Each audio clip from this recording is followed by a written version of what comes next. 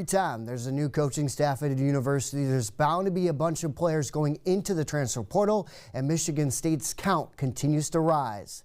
Michigan State's third wide receiver on the depth chart from this past season, Christian McCray, announced his intentions to enter his name into the transfer portal. The 5'10" and 170-pound wide receiver totaled up 24 catches for 330 yards and 3 touchdowns in 2025.